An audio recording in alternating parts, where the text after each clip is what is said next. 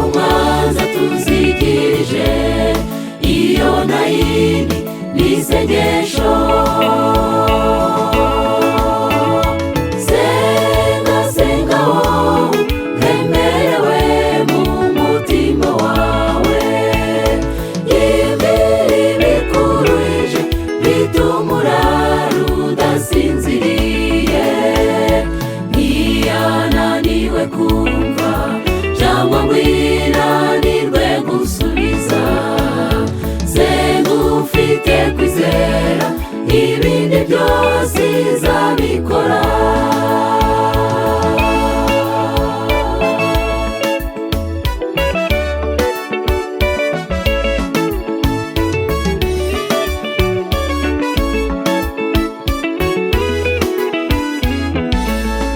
I Karumeli hasenzwe menshi, ariko Imana yasubije rimwe gusa, n'irya Eliya we wayisenze afite kwizera.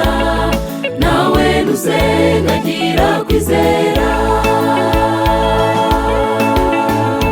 Senga senga wowe wemerewe mu mutima wawe, ibiri bikuruhije bituma urara udasinziriye, ntiyananiwe kumva cyangwa ngo inanirwe gusubiza. Senga ufite kwizera, ibindi byose izabikora.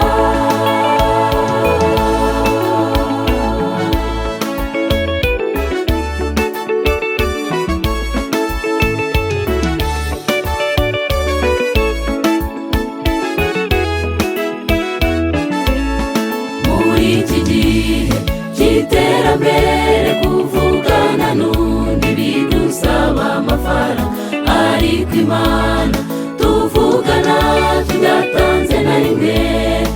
Iki gituma tutayibwira. Senga senga wowe wemerewe mu mutima wawe, ibiri bikuruhije bituma urara udasinziriye, ntiyananiwe kumva cyangwa ngo inanirwe gusubiza. Senga ufite kwizera, ibindi byose izabikora.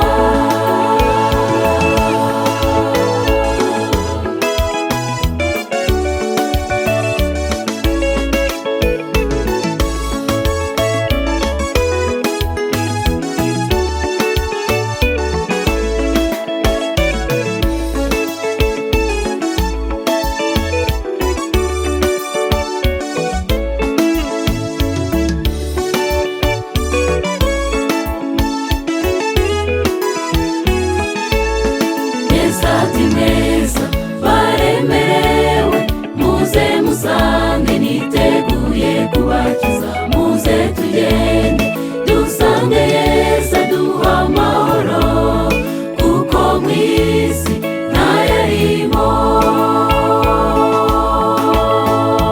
Senga senga wowe wemerewe mu mutima wawe, ibiri bikuruhije bituma urara udasinziriye, ntiyananiwe kumva cyangwa ngo inanirwe gusubiza. Senga ufite kwizera, ibindi byose izabikora.